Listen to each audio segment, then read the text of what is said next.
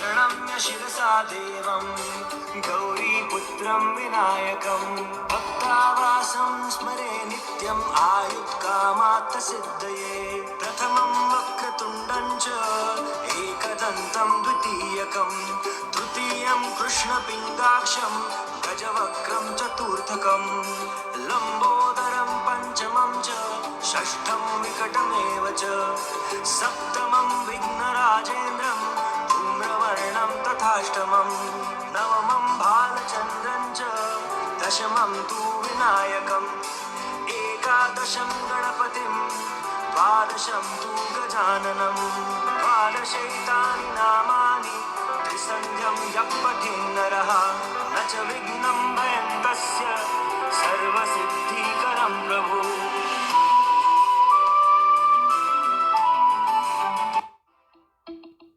Varun astro centre में आपका स्वागत है। हम नित्य की भांति आपके पास पंचांग लेकर के आए हैं, जिसमें सर्वप्रथम पंचांग के 5 अंक का विवरण, फिर मुहूर्त, शुभ और अशुभ मुहूर्त का काल, साथ ही साथ आकाशीय स्थिति, ग्रहों के गोचर के, ग्रहों का नक्षत्र से संबंध, ग्रहों की शक्ति और मजबूत स्थिति कैसी है। उसके बाद हम आते हैं जन्म नक्षत्र स्वामी के अनुसार आज कैसे दिन होने के संकेत हैं, और चौघड़िया ज्योतिष जिसमें हम मुहूर्त देखते हैं कि कौन सा मुहूर्त दिन में और रात में अलग अलग शुभ मुहूर्त हैं किसी भी कार्य को करने के लिए। आशा करते हैं कि यह आपके लिए उपयोगी साबित होगा और आपका सुझाव अपेक्षित है। आपसे अनुरोध है कि हमारा वीडियो आपको बराबर मिलता रहे, इसलिए आप सब्सक्राइब करें और हमें प्रोत्साहन करने के लिए लाइक बटन दबाना नहीं भूलें। धन्यवाद। नमस्कार। आज 20 जनवरी 25 का पंचांग आपके समक्ष। सूर्योदय सुबह 6:37 पर, सूर्यास्त 5:24 संध्या में, दिशा सूल पूर्व। पंचांग के 5 अंक, दिन वार आज सोमवार का, तिथि षष्ठी तिथि 9:58 सुबह तक, नक्षत्र हस्ता नक्षत्र रात्रि के 8:30 तक, उसके बाद चित्रा, योग सुकर्मा देर रात्रि 2:31 तक, उसके बाद धृति योग, करण प्रातः 9:58 तक बनीज कर्ण, उसके बाद विष्टि भद्रा कर्ण। ये हो रहा पंचांग के 5 अंक।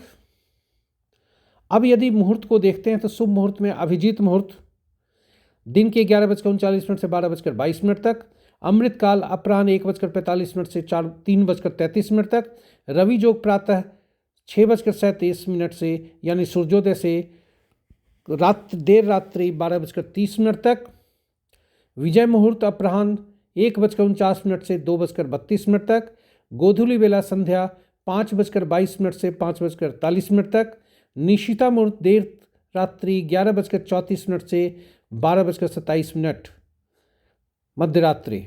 निशिता मुहूर्त एक ऐसे समय में मुहूर्त होता है जब न दिन हो न रात हो। ये मध्य रात्रि का मुहूर्त है जिसमें पूजा पाठ, मंत्र साधना आदि किए जाते हैं। अशुभ मुहूर्त में देखें तो राहु काल प्रातः 7:58 से 9:19 तक, गुलिक काल अपराह्न 1:22 से 2:43 तक, यमगण दिन में 10:40 से 12:01 तक, वर्ज्य कल भोर 5:32 से कल के सुबह 7:20 तक, भद्रा प्रातः 9:58 से देर रात्रि 11:18 तक। इस तरह मुहूर्त आपके समक्ष प्रस्तुत हुआ। ग्रहों की स्थिति को देखते हैं आकाशीय स्थिति में, तो चंद्रदेव कन्या राशि में रहते हुए भी हस्ता नक्षत्र में प्रवेश कर चुके हैं, और वह जो कि चंद्रदेव का अपना राशि अपना नक्षत्र है। इस प्रकार मित्र राशि में 3 ग्रह हैं, शत्रु राशि में 2 ग्रह हैं, सम राशि में 3 ग्रह हैं, और स्व राशि में शनिदेव एक राशि है, एक ग्रह है। यदि अब नक्षत्रों से ग्रह को संबंध देखें तो बहुत अरसे के बाद ऐसा देखा गया है कि शत्रु नक्षत्र में कोई ग्रह नहीं है। तो मित्र नक्षत्र में 4 ग्रह, सम नक्षत्र में 2 ग्रह, स्व नक्षत्र में 2 ग्रह। मंगल, राहु, बुध, केतु स्वतंत्र ग्रह हैं क्योंकि इनके नक्षत्र में कोई ग्रह नहीं है। बृहस्पति के नक्षत्र में 3 ग्रह हैं और सूर्य देव के नक्षत्र में 2 ग्रह हैं। वहीं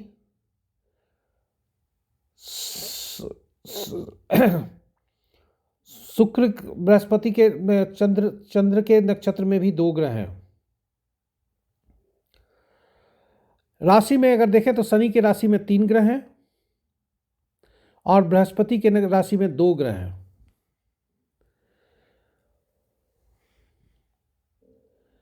मंगल और सूर्य की राशि में कोई भी ग्रह नहीं है। बुध की राशि में भी 2 ग्रह हैं।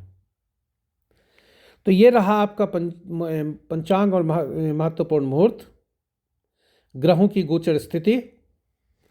हमारी अगली प्रस्तुति जन्म नक्षत्र के अनुसार कैसे दिन के संकेत मिल रहे हैं। हमारी अगली प्रस्तुति दैनिक पंचांग के कार्यक्रम में जन्म नक्षत्र के अनुसार आज कैसे दिन होने के संकेत मिल रहे हैं। इसे तारा बलम भी कहा जाता है, यानी तारा बल। इसके बारे में थोड़ा सा परिचय दे दूं कि जन्म नक्षत्र, कुल नक्षत्र 27 होते हैं और कुल ग्रह 9 हैं। इसलिए हर 3 नक्षत्र को एक एक ग्रह के नियंत्रण में रखा गया है, यानी हर 3 ग्रह नक्षत्र के एक ग्रह उनके स्वामी बनते हैं, उनका आधिपत्य है। दूसरे शब्दों में कहें कि एक ग्रह को 3 नक्षत्र प्रभावित करते हैं क्योंकि नक्षत्र ही ग्रह के मन होते हैं। और ग्रह नक्षत्र का अगर संबंध देखें तो जन्म नक्षत्र हमेशा सामान्य परिस्थिति देता है, थोड़ा कष्ट रहता है क्योंकि जन्म में कष्ट होता है। जन्म नक्षत्र से दूसरा नक्षत्र जो होता है वो संपत्ति होता है, जो वेलफेयर के संबंधी है, थोड़ा शुभता अशुभता का मिक्स्ड हो सकता है। विपत्त तीसरा नक्षत्र होता है जो कि अशुभ होता है। क्षेम हैप्पीनेस से संबंधित है, आपके खुशी से संबंधित है, इसे क्षेम भी कहते हैं। चौथा नक्षत्र होता है। 5वां नक्षत्र प्रतेरी है जो कि आपका एनिमी होता है, यह अशुभ है। 6ठा नक्षत्र आपके जन्म से साधक होता है, जो शुभ है।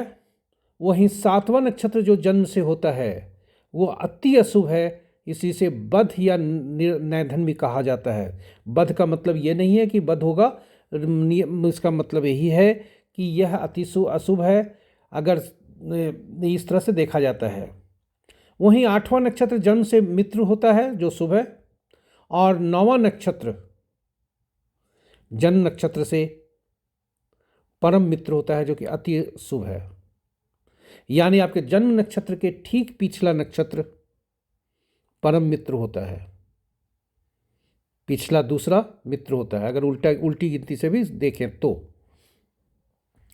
इस प्रकार जन्म नक्षत्र से हम जन्म पत्रिका से चंद्रमा जिस नक्षत्र में होते हैं उसके नक्षत्र स्वामी के अनुसार हम जन्म नक्षत्र देखते हैं और वहीं से गिनती शुरू होती है नक्षत्रों की और नक्षत्र स्वामी की।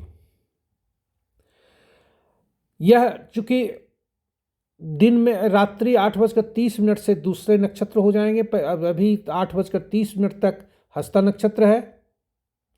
तो हस्ता नक्षत्र के संकेत क्या मिल रहे हैं? जिस जातक का जन्म मंगल के नक्षत्र में हुआ हो, यानी मृगशिरा, चित्रा, धनिष्ठा नक्षत्र में हुआ हो, जिनके मंगल नक्षत्र स्वामी बनते हैं, उनके लिए अति शुभ का संकेत है। केतु, राहु, शनि जिनके नक्षत्र स्वामी बनते हैं, उनके लिए शुभ संकेत है दिन के। वहीं सूर्य जिसके नक्षत्र स्वामी बनते हैं उनके लिए भी शुभता का संकेत मिल रहा है। वहीं जिनके नक्षत्र स्वामी, जिस जातक के का जन्म ऐसे नक्षत्र में हुआ हो जिनके नक्षत्र स्वामी बृहस्पति, बुध या शुक्र बनते हों, उन्हें थोड़ा सावधान रहने की आवश्यकता है। विशेषकर बृहस्पति के नक्षत्र स्वामी वाले व्यक्ति, ताकि कोई चुनौती ना आए, और चुनौती आए तो उसको सामना करें, कोई अप्रिय घटना न घटे। वहीं चंद्र जिनके नक्षत्र स्वामी बनते हैं, रात्रि के 8 बजे तक उनके लिए सामान्य दिन के संकेत मिल रहे हैं। रात्रि 8:30 से अगला नक्षत्र परिवर्तन जब तक होगा तब तक का शुभता के संकेत जहां से मिल रहे हैं, जिस जातक का जन्म राहु, बृहस्पति, बुध, शुक्र तथा चंद्र के नक्षत्र में हुआ हो, उनके 8:30 से अगला नक्षत्र परिवर्तन तक शुभता के संकेत मिल रहे हैं। वहीं शनि के नक्षत्र में जन्मे व्यक्ति के लिए, केतु, सूर्य में नक्षत्र जन्मे के व्यक्ति के लिए थोड़ा सावधान रहने की जरूरत है। हो सकता है कुछ समस्या आए, आपकी तबीयत खराब हो या कुछ कहीं बाधा आए। इसके लिए अगर तत्पर रहेंगे, तैयार रहेंगे, हो सकता है आप उसको बाधा को आसानी से टाल देंगे। वहीं मंगल के नक्षत्र में जन्मे व्यक्ति के लिए सामान्य दिन के संकेत मिल रहे हैं। धन्यवाद। अगली प्रस्तुति चौघड़िया ज्योतिष। हमारी अगली प्रस्तुति चौघड़िया मुहूर्त पर है। चौघड़िया ज्योतिष जिसे कहा जाता है, ये एक प्रकार का मुहूर्त है जो कि दिन और रात्रि में शुभ और अशुभ समय दिखाता है। चौघड़िया को विभिन्न भागों में बांटा गया है: उद्वेग, चर, लाभ, अमृत, काल, शुभ और रोग। ये 7 चौघड़िया हुआ करते हैं। किंतु हर दिन में आप देखेंगे कि 8 चौघड़िया होता है, क्योंकि जो दिन होता है, जो दिन, उदाहरण के लिए कल शनिवार है तो कल शुक्रवार है तो शुक्रवार का चौघड़िया चर चौघड़िया से आरंभ होगा दिन, और चर चौघड़िया से ही समाप्त होगा। चौघड़िया का उपयोग कहाँ किया जाता है? तो हर कार्य करने के लिए अलग अलग ग्रह से संबंध होता है, और हर दिन के स्वामी, 7 दिन के स्वामी 7 ग्रह हैं, और हर चौघड़िया उन ग्रहों से संबंध रखते हैं, उन दिन से। स्वाभाविक है कि दिन से जब होगा तो दिन के स्वामी से भी होगा। जैसे सूर्यदेव रविवार के हैं, उद्वेग चौघड़िया इनके अधीन है। आमतौर पर यह अशुभ है, लेकिन सरकारी कार्य, चूंकि सूर्यदेव सरकार है, ग्रहों के राजा हैं, इसलिए सरकारी कार्य के लिए यह बहुत ही उपयोगी साबित होता है। चर चौघड़िया शुक्रदेव के अधीन, और यह शुभ है, किंतु नाम चर है, इसलिए यात्रा के लिए यह सबसे ज्यादा उपयुक्त है। वहीं बुधदेव लाभ चौघड़िया हैं। बुधदेव ज्ञान के कारक हैं, बुधदेव व्यापार के कारक हैं, इसलिए शुभ और लाभदायक है। इसलिए शिक्षा या किसी विद्या को सीखने के कार्य आरंभ किया जाता है तो यह फलदायी होता है। अमृत चौघड़िया चंद्रदेव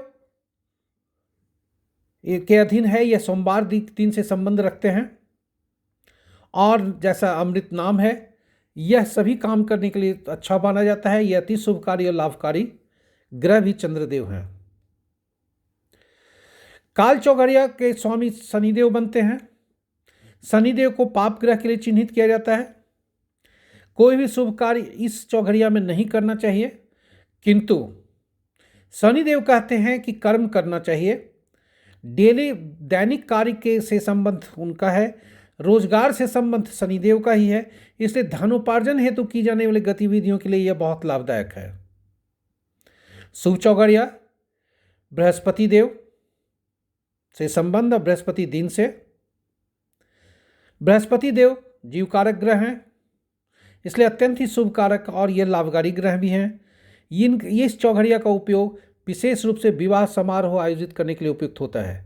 रोग चौघड़िया, मंगल देव जिसके स्वामी बनते हैं, मंगल दिन से संबंध रखता है, ये क्रूर और अनिष्टकारिक है, कोई शुभ कार्य इस चौघड़िया में नहीं करना चाहिए आमतौर पर, किंतु मंगल शत्रुहंता भी हैं, इसलिए युद्ध में शत्रु को हराने के लिए यह बहुत ही उपयोगी होता है। तो यह रहा चौघड़िया का एक संक्षिप्त परिचय। अब आगे देखते हैं कि आज कौन सा चौघड़िया किस समय पर है। धन्यवाद। दैनिक पंचांग की अंतिम प्रस्तुति चौघड़िया ज्योतिष। हमने अपने पिछले वीडियो में चौघड़िया ज्योतिष के बारे में एक संक्षिप्त परिचय दिया है, जिसमें हमने बताया है कि चौघड़िया को जो काल होता है उसको 8 भाग में बांटा जाता है, और उस 8 भाग में 7 भाग दिया जाता है उस प्रत्येक वार को, यानी प्रत्येक सप्ताह के प्रत्येक दिन को। एक चौघड़िया जो बच जाता है वह जो सूर्योदय के समय जो चौघड़िया होता है वही चौघड़िया संध्या के समय भी होता है। रात्रि में जो सूर्यास्त के समय जो चौघड़िया होता है रात्रि चौघड़िया, वही फिर प्रातः भोर में भी चौघड़िया होता है। और दिन का आरंभ उसी चौघड़िया से होता है जिस चौघड़िया पर उस दिन के स्वामी का आधिपत्य है। अब आज सोमवार का हम दिन लेते हैं, तो सोमवार चूंकि चंद्रमा से सोमवार का चंद्रमा स्वामी बनते हैं, उनका दिन चंद्रमा है, शिव जी का दिन है, इसलिए दिन चंद्रमा का जो चौघड़िया होता है वो अमृत होता है, अति शुभ। तो अमृत से शुरू होता है और अमृत से समाप्त हो रहा है। इस चौघड़िया को देखने में एक सावधानी जरूर बरतनी चाहिए कि जिस चौघड़िया को हम उपयोग में लाना चाह रहे हैं, कहीं वह राहु काल, वार वेला, कालरात्रि जो दिन का जो ग्रहण लगता है, दिन में अधिव्याप्त होता है, उनसे कहीं ग्रसित तो नहीं है, या रात्रि का चौघड़िया काल रात्रि से तो ग्रसित नहीं है।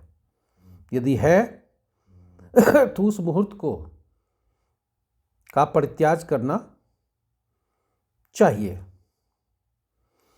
ताकि आपका फल जो है, साथ ही साथ वैसे मुहूर्त में जहाँ राहु काल, वार वेला या काल रात्रि से जो समय ग्रसित हो, तो अगर हमारा दिन आज के नक्षत्र के अनुसार समय नहीं है, अच्छा है, या जन्म नक्षत्र नहीं मालूम है, तो हमें थोड़ा सावधान रहना चाहिए।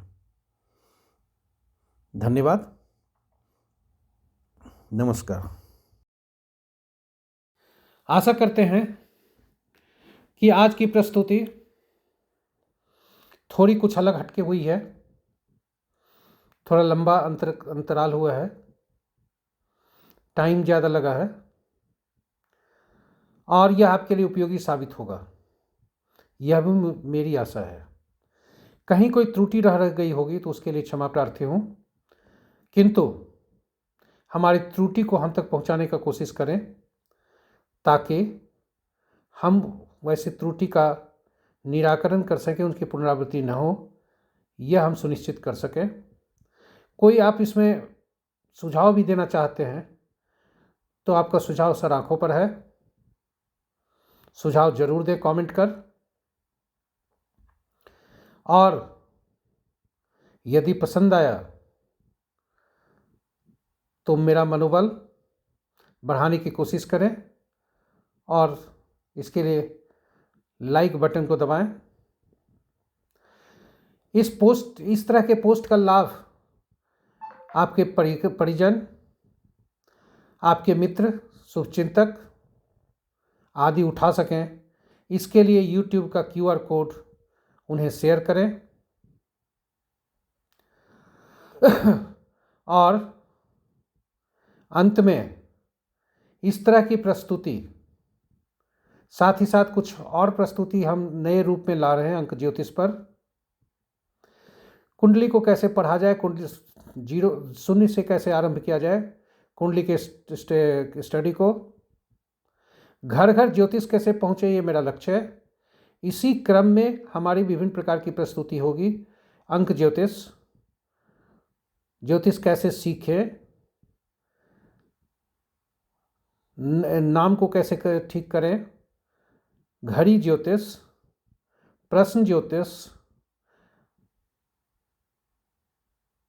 और इवन ये भी आएगा हैंडराइटिंग पर भी हम कुछ लाएंगे, सिग्नेचर आपका कैसा हो आदि आदि। इसके लिए आप को ये हमारी प्रस्तुति मिल सके, इसके लिए आपसे अनुरोध है कि सब्सक्राइब बटन को दबाना न भूलें। आपका दिन शुभ हो, ईश्वर आपको प्रसन्न रखें। धन्यवाद।